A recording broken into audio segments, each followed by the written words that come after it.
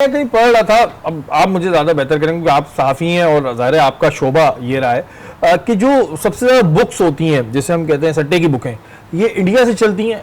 ऐसा कहीं मैंने सुना था, क्या वाकई में ये बात है?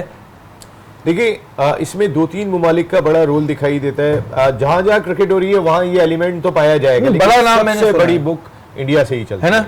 और उसके बड़ा बाद नाम। साउथ अफ्रीका से चलती है। ये दो ममालिक जो है वो इस हवाले से बहुत ज्यादा, आपको याद होगा एक मरतबा कैडबरी नाम के एक थे, उनको टुकड़े टुकड़े साउथ अफ्रीका में कर दिया गया था। वो हनीफ कैडबरी उनका नाम था। हमारे यहाँ तो कैडबरी चॉकलेट है।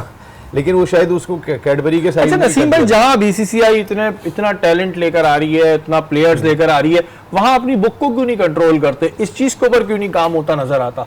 इस पे खामोश रहते हैं या ठीक है कहते हैं चल रहा है चलने दो? ये बात देखिए, इंटरनेशनल क्रिकेट काउंसिल का भी अपना एक यूनिट है, हर क्रिकेट बोर्ड ने भी अपना एक एंटी करप्शन यूनिट बनाया हुआ है। बड़े बड़े अफसरान होते हैं, उसके बावजूद भी कहीं ना कहीं लोग मैचेस में शक व शुबात का इजहार कर देते हैं।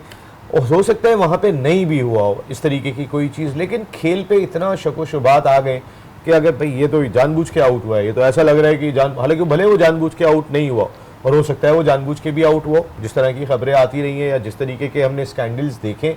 भाई हंसी क्रूने, आपको याद होगा मुंबई में जो वाकया हुआ था, फिर वो जहाज में ही जो है क्लैश हो गया। और तो बेचारे शरीफ से आदमी तो उन्होंने एक्सेप्ट भी कर लिया था, उन्होंने एक्सेप्ट कर लिया था और उन्होंने इसकी माफी भी मांगी थी। और ये ऐसा बहुत कम हमने देखा है, वरना आपको याद होगा जो हमारे यहाँ पे स्पॉट फिक्सिंग स्कैंडल हुआ था, जो वर्ल्ड वाइड बहुत मशहूर हुआ था।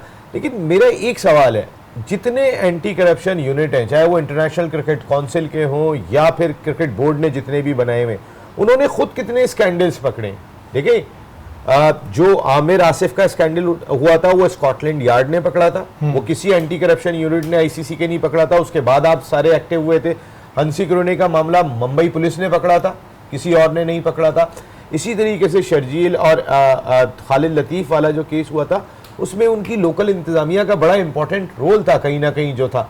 मुझे ये बगैर दांत के हाथी रखते हैं बिल्कुल। मैं अगर आपको सच्चाई से बताऊं, यूनिट से भाई आपने क्या डिलीवर करके दिया है। देखिए, स्कॉटलैंड में जब वो हेयरिंग कवर कर रहा था, उसमें हेनरी बैलोफ थे जो उस वक्त इनके सरबराह थे उस ट्रिब्यूनल के। उसमें एल्बाय सच थे। एल्बाय सच जो है वो साउथ अफ्रीका के बहुत बड़े लॉयर थे। इसके अलावा इसके अंदर जो है वो शरद राव थे। ये तीन रुकनी पे जो जजमेंट करने के लिए बेंच था इनका। उस वक्त मुझे याद है कि स्कॉटलैंड यार्ड के जो इंटरनेशनल क्रिकेट काउंसिल के एंटी करप्शन यूनिट के सरबराह हैं, वो भी आए थे। उनका नाम ज़रा मेरे जहन से निकल गया। फिर उन्होंने पूरा आके एक लेक्चर दिया था। लेकिन वहाँ पे जो उनसे क्वेश्चंस हुए थे, सवालात ये थे कि सर आपने, आपके अपने यूनिट ने, वो साबिक सरबराह थे स्कॉटलैंड यार्ड के जिन्हें इंटरनेशनल क्रिकेट काउंसिल ने रखा था, साबिक सरबराह ने नहीं पकड़ा था, करंट स्कॉटलैंड यार्ड ने ही उस मामले को पकड़ा था। तो कहने का मकसद ये कि ये जरा इंटरनेशनल क्रिकेट काउंसिल को भी देखना चाहिए और तमाम क्रिकेट बोर्ड को भी देखना चाहिए, बीसीसीआई को ज्यादा देखना चाहिए। आपका अपना एंटी करप्शन मैंने सवाल इस पर किया, इसको दिल पे ना लीजिएगा, फिर नीचे आप लोग लिखते हैं, चले वो तो लिखते रहे, आपका हक है। लेकिन ये सवाल मैंने इस वजह किया कि भाई जाहिर है जब आपका इतना बड़ा एक नाम हो रहा है, ये हो रहा है, तो ये चीज़ तो हर किसी को पता है कि जी सबसे बड़ी बुक जो है वो इंडिया से चलती है। तो अगर बुक चल रही है तो उसको पकड़ा क्यों नहीं जा रहा है? तो फिर या तो खुद ही इन्वॉल्वमेंट है आपस में या फिर मामला कुछ और है। ये इस वजह से मैंने सवाल पूछा, बाकी दिल पे लेने की जरूरत नहीं है।